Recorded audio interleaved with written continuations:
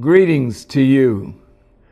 I am Minister Louis Farrakhan, National Representative of the Honorable Elijah Muhammad, the leader and teacher and guide of the Nation of Islam in America and wherever members of the Nation of Islam are throughout the world. I greet all of you, my dear brothers and sisters, with the greeting words of peace. We say it in the Arabic language, Assalamu alaikum. What a joy to be back through this videotape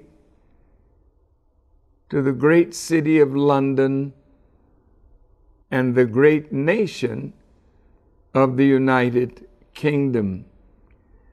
It's been 15 years, they tell me, since I've been blessed to speak to you by video. But this is very, very important, the subject matter that you have chosen for me to address. I want to thank Brother Student Minister Abdul Hakim Muhammad and the laborers and members of the Nation of Islam for joining together with the Rastafarian Movement UK, headed by Sister Stella, Sister Sheba, and Sugar Dread. Thank you for the unity that you have shown to come together on such an occasion, an Africa International Day of Action. The subject matter that you desired for me to address is reparations. What does the United Kingdom and Europe owe to us? And by us, we mean the sons and daughters of Africa that are in the Caribbean or from the Caribbean, the sons and daughters of Africa from the continent of Africa, and those from Africa, the sons and daughters of Africa in European capitals. How did you get to the United Kingdom and why did you come? How did you get to the capitals of Europe and why are you there? It is because we are the children of a former slave and colonial master that subjugated our ancestors to the vicious transatlantic slave trade that brought us into the Western Hemisphere. And those who remained in Africa came under the cruel tyranny of Europe in their enslavement in Africa by the British, the French, the Italians, the Germans, the Dutch, the Spanish, and the Portuguese. All of these nations have subjected us to tyranny, the loss of freedom, and they have ignored the cry of those of us in our pain for the principle of justice.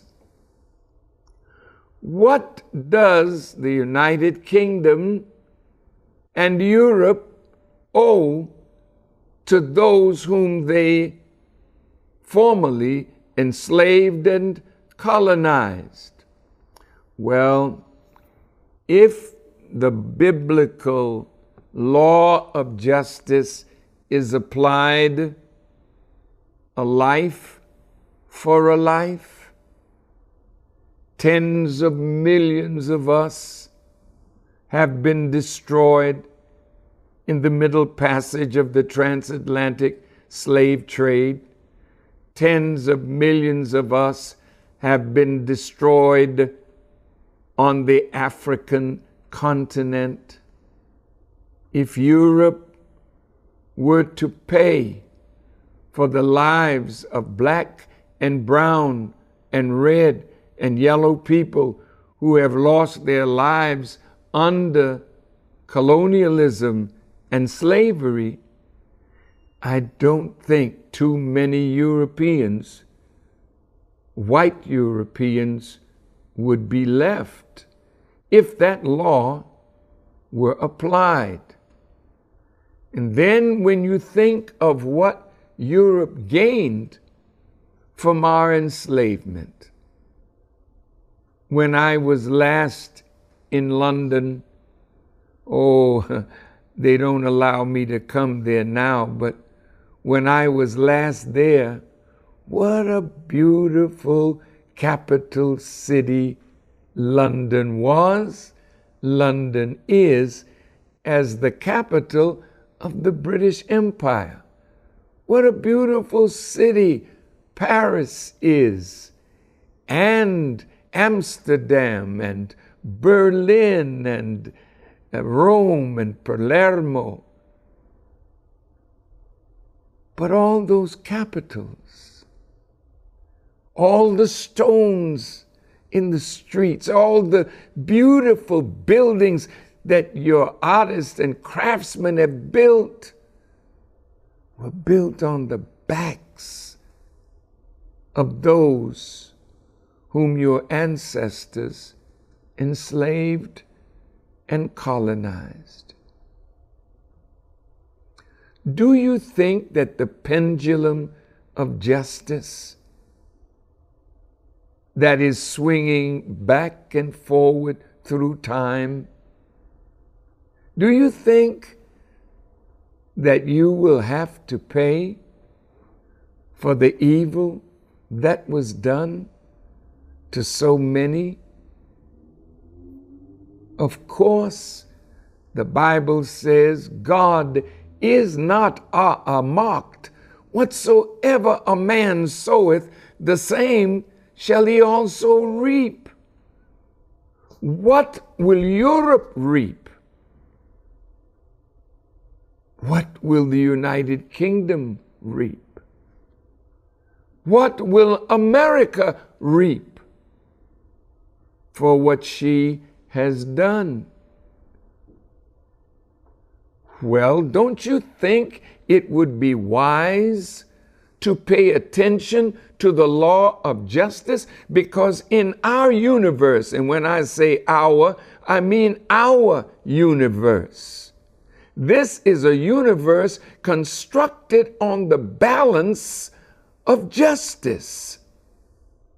So any nation or civilization whose evil outweighs its good, it's only a matter of time before the force of justice and truth that undergirds this universe will move against that nation, that empire, that individual who exceeds the limits.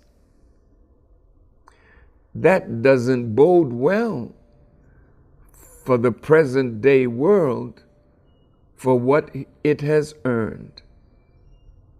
What do you owe? You owe us everything. But of course, you can't pay with all your lives. You can't pay with the ill-gotten wealth that you have and what you've stored away for the rainy day. But you must pay. So reparatory justice is the cry of all of the Caribbean It's the cry of Africa. It's the cry of Asia. It's the cry of those who are the sons and daughters of those who paid with their lives and with their slave labor and their colonial labor. So Great Britain, you know that you gained more wealth from your colonies in the Caribbean than all your other colonies in the world combined. According to what our research has taught us, that you gained 4 million pounds from the Caribbean to 1 million pounds to the rest of the world. So we're proud to walk the streets that our ancestors paid for with sweat and blood and their lives. But we've come to a point now where there's a different spirit in our young people. There was a time when the police in England were called bobbies.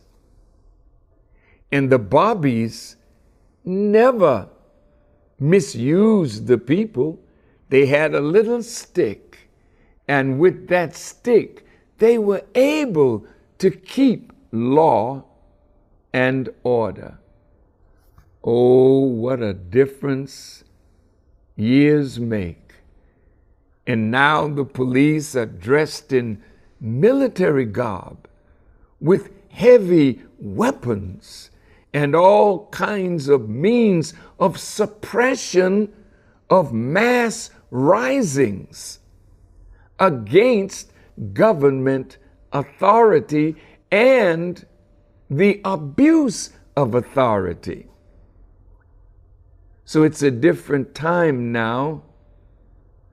But let me say to my beloved brothers and sisters, I don't think you have a permanent home in the United Kingdom or in European capitals. No, the plan of God is so different from your thoughts. You want to stay where you are. You want to make the governments where you are recognize what they owe you and treat you better. But they won't even apologize for the evil that they have poured upon our heads. So in Durban, South Africa, in 2001, it was very difficult for the European nations to even agree that the transatlantic slave trade was a crime against humanity. But why wasn't it a crime against humanity? It is because they never saw us as human beings. According to the Hamitic curse, which was brought on the world by certain rabbinical scholars, they said that we were the children of Ham, doomed to be hewers of wood and drawers of water for the Caucasian colonizers and slave masters. So since you never recognized us as human beings, then you could not do justice by us, because in your mind, whatever you treated us, however you treated us, it was all right. So when you came into the Caribbean and you brought Africans to the Caribbean and you slaughtered the Indians that were already there and you mixed your blood in with the Africans and the Indians,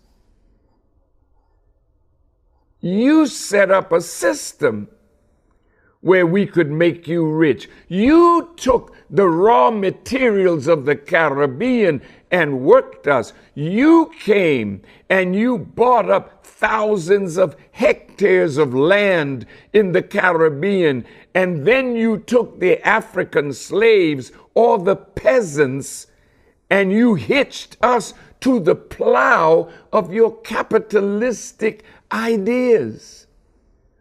So you took sugar, you took bananas, you took tobacco, you took rice, you took whatever we did or we had, and you made it make you rich and powerful.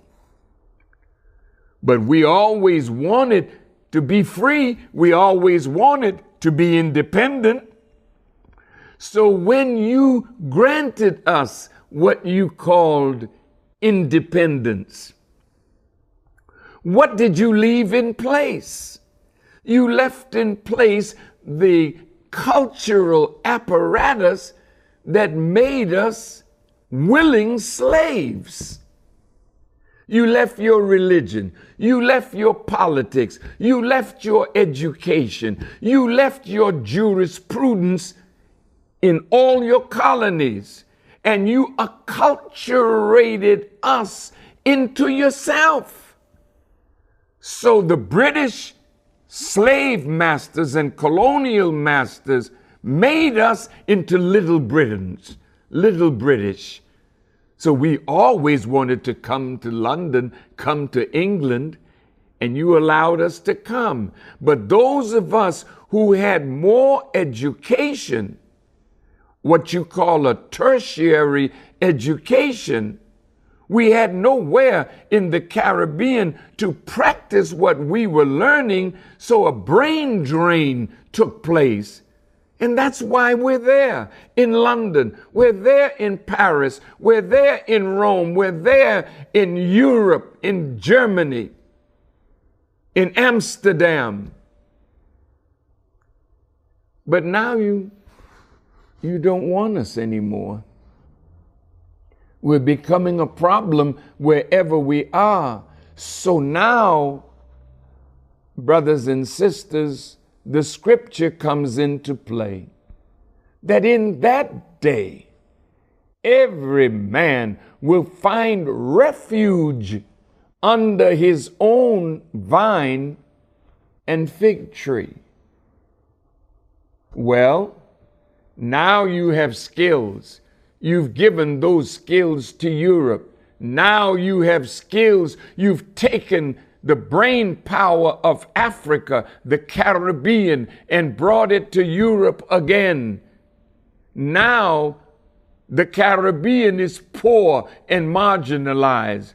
African nations are under neo-colonialism. When the French left the French part of Africa that they colonized, they destroyed the ability of those that they left to use their resources to create the money that they were giving to France, to Spain, to Portugal, and to England. You destroyed the banana plantations. You destroyed the sugar plantations. You destroyed the tobacco. Yes, you did that so that we would not be able to take what we had to give you wealth, to turn that wealth back to us. And everywhere that we could feed ourselves, you came and you destroyed that. So we're not feeding ourselves anymore in the Caribbean. And as rich and powerful as African soil is to produce food, we're bringing food from England, food from Australia, food from Europe, food that was plucked out of the earth before it ever was allowed to ripen. So you ripen it with gas, you treat it with colors and carcinogens, and you feed it to our people. So we are dying in wholesale numbers because now there's a genocidal plan against us. Brothers and sisters, we have to separate from these that are the hands of destruction and just genocidal destruction of our future. You have no more future in Great Britain. because Great Britain is not as great as Great Britain once was. So if she can't produce jobs for her own unemployed, where is your future? But in the Caribbean, if you woke up to the vision of a united Caribbean, of a united Africa, not an Africa that's still colonized, not a Caribbean that is still colonized, but a united Caribbean, a united Africa, taking control of our own resources and then turning these resources, raw materials, into products that we supply for ourselves and sell through trade and commerce to develop our own economies. You're not thinking like that, but you're going to be forced to think like that. So what is the action that we should take? First of all, you have to recognize that the education that you've been given is not sufficient for you to free yourself from your former slave masters and colonial masters. You're going to have to develop an education that makes you understand the value of land, the value of the resources under your feet, the value of producing products to be sold internationally and to suffice the needs of your people. Some of you are thinking like that. But time and circumstance is gonna force us, all of us, to think like that. Have you noticed the clouds of war gathering over Europe now? Have you noticed that America is now putting sanctions on Russia, interfering with their energy production, 38% of which oil and gas comes to Europe? Only 2% of America's oil and gas comes to Europe. So putting sanctions on Russia forces Europe to say to Mr. Trump, oh, I'm sorry, I am not going to stop trading with Russia. What are you going to do now as the clouds of war thicken? Germany is the strongest European country right now, but soon it won't be so. We have to unite wherever we are. We have to start doing something for ourselves wherever we are.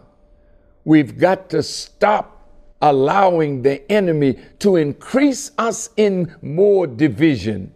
My color and your color. My little island and your little island, my little nation in South America or in Central America or in Africa, pitted against others, using European languages to further our division. So you speak English, but you don't speak French, or you speak French, but you don't speak Spanish, or you speak Spanish, but you don't speak English. Yet these are the colonizers that have divided us through language, through culture, through religion. And by the way, the Catholic Church used to issue papal bulls that allowed them to come into our lands and take whatever we had and kill us if we resisted, and then make us Christians so that we could be a willing tool. You don't have the real Christianity, dear Christian family. You've got a man-made religion that was made by your oppressor under the name of white supremacy. Jesus was not a white man. So why are you worshiping him? You better wake up and wake up fast. What action should you take? Muslims, unite. Stop fighting with each other over this or that. You cannot afford that. The Holy Quran says to the Muslim community, hold fast to the covenant of Allah, or the right or the rope of Allah, and be not disunited. Allah is calling us to unite. He said, and remember Allah's favor to you when you were enemies, and he united our hearts, and we became brethren. But now we are on the brink of a pit of fire because of our division, our hatred, our envy, our jealousies with each other. To my own Muslim community in the UK or wherever you are, you have to settle your differences and come together as one. I know it's difficult because you have all of these things that you dislike about one another. But what is more important isn't your life and the success of us as a people preparing a future for our children. Isn't that more important than our petty dislikes? Of course it is. You're going to have to become economically strong where you are. And then soon you'll start migrating back to your islands and to your nations, bringing with you the knowledge that you have gained in Europe, the wisdom that you have gained through your years, and then unite the Caribbean, because everything that the Caribbean needs to become a world power is already under your foot. The only thing that's missing is a vision that will make you one Caribbean. It's better to be the head of something.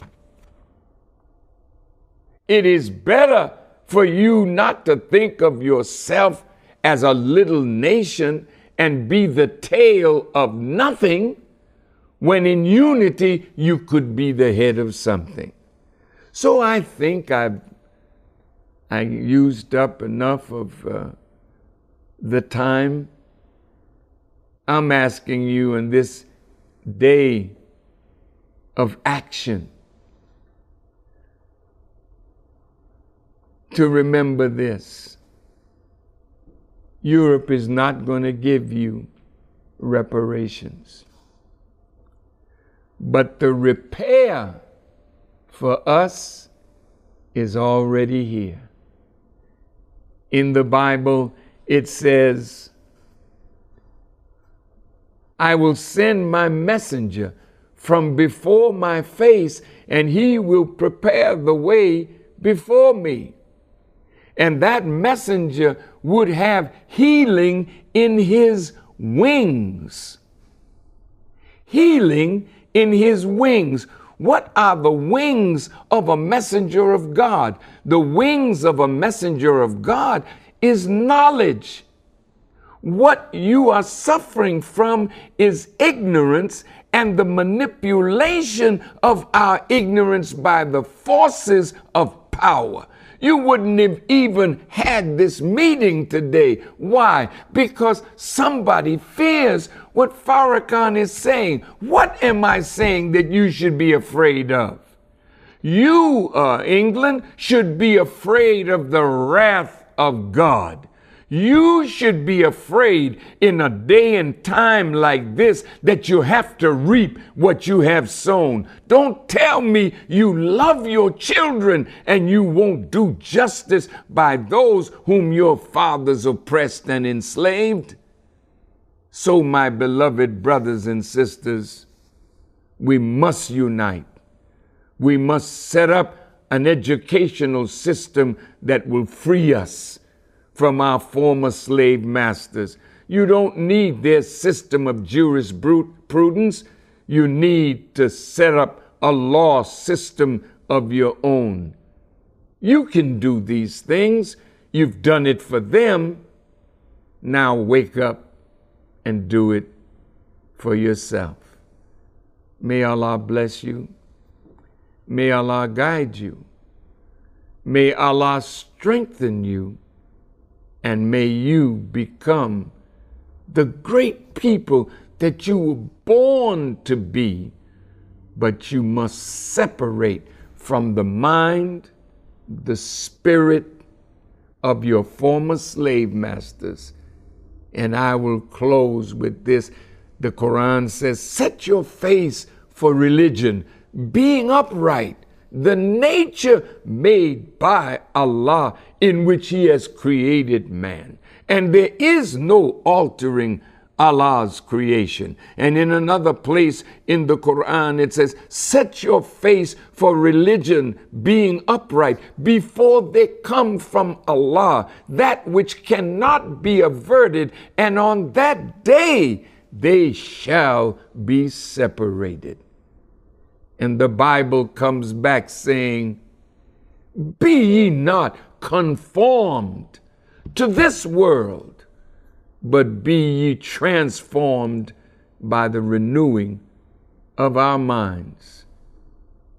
Thank you, my dear Rasta brothers and sisters, for helping to renew the minds of the people. Thank you, my dear Muslim family, for trying to renew the minds of our people. Let's do it together as best we can. And by Allah's grace, I hope one day I'll be able to come in person to see you. But if not, the Word is sufficient. For in the beginning was the Word, and the Word was God, and the Word was with God. And ultimately, that Word became flesh, and that flesh dwelled among men. Whatever you envision, your unity will give you power to extract something from the governments in which you live, but it will never be the justice that will come from your unity and your uniting with God in His will, to do His will. Power is at your door. Grab it and make a future for yourself. Thank you for listening. Thank you, Brother Abdul Hakim, for your invitation to me. Thank you, Sister Sheba, Sister Stella, and Brother Sugardread. Thank you for all of you who attended this great gathering, an international day of action. Now go from here and take the necessary action and move toward freedom, justice, and equality. Assalamu alaikum. Peace be unto you.